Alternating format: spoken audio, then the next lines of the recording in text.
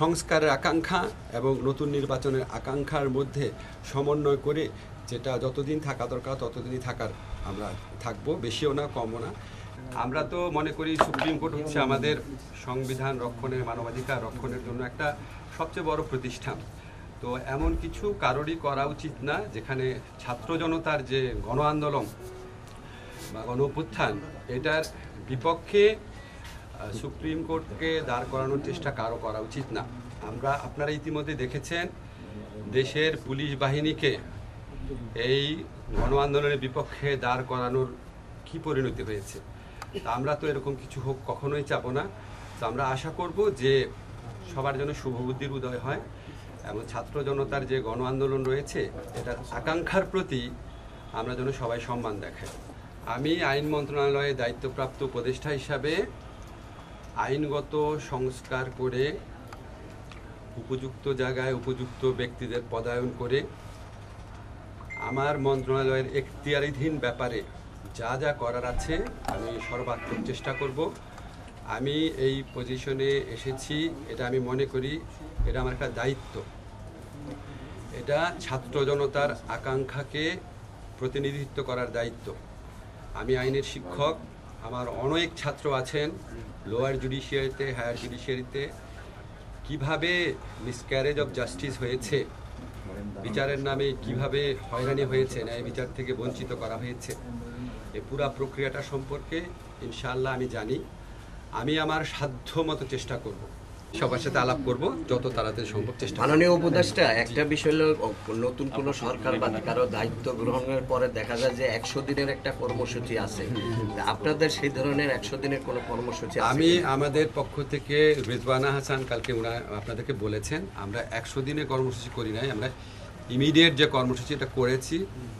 এটা তো আপনাদেরকে রিপিট করতে চাই না। ল অ্যান্ড অর্ডার সিচুয়েশনকে রেস্টোর করা, দোষীদের এই আপনার যে গণহত্যা হয়েছে জুলাইতে দোষীদের শাস্তির ব্যবস্থা করা, এই ধরনের কিছু অলরেডি বলেছে, এটা রিপিট করতে চাচ্ছি।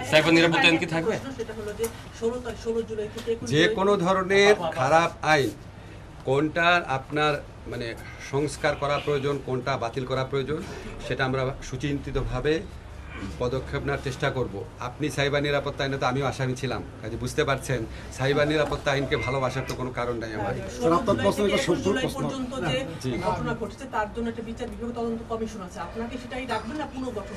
দেখেন, ছাত্র জনতার পক্ষ থেকে জাতিসংঘের নেতৃত্বে তদন্তের কথা বলা হয়েছিল।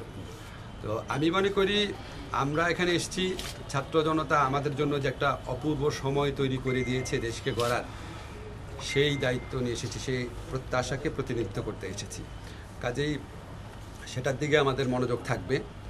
আর বিচার বিভাগীয় তদন্ত এখন যেটা আপনি বলেছেন এটার ব্যাপারে এখন এই মুহূর্তে মন্তব্য করছি। আপনার প্রশ্নটা আসলে পর্যবেক্ষণের মতো হয়ে গেছে। আমি শুধু বলি এইটার মেয়াদের ব্যাপারে এখনো কোনো কথা হয়নি। আপনাদেরকে দুইটা জিনিস মাথায় রাখবেন কাইন্ডলি, সেটা হচ্ছে রাজনৈতিক দলগুলোর প্রত্যাশা থাকবে যে যত তাড়াতাড়ি সম্ভব নির্বাচন।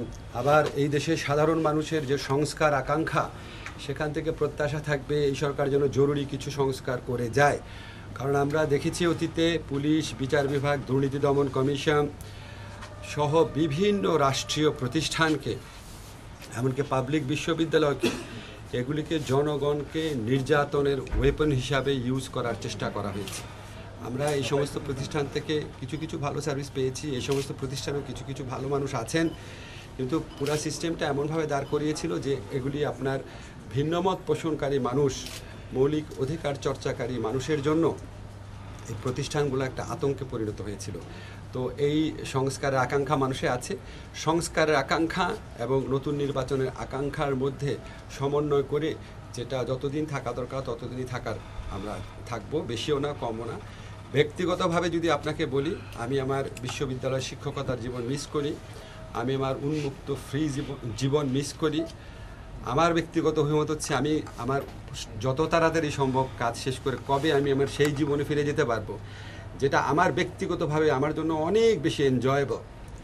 ফলে আমার ব্যক্তিগত অভিমত এটা, কিন্তু দায়িত্বের জায়গা থেকে আমাকে এখানে আমাদের অন্যান্য উপদেষ্টাকে আমাদের যে দায়িত্বের জন্য আমরা আসছি সেই দায়িত্ব আমরা পালন করার চেষ্টা করব। আপনাদের যে প্রতিষ্ঠানগুলোর নাম বলেছি, ভুলে নির্বাচন কমিশন বলতে ভুলে গেছি। নির্বাচন কমিশনের ভূমিকা তো আপনারা জানেন। তো এখানে যদি আপনার ওভারহলিং না করা হয়, তাহলে ভবিষ্যতে যে সরকার আসবে তারা তো এই প্রতিষ্ঠানগুলোকে আবার সেভাবে ব্যবহার করবে। আমাদের অতীতের অভিজ্ঞতা সুখকর না। তা বর্তমানে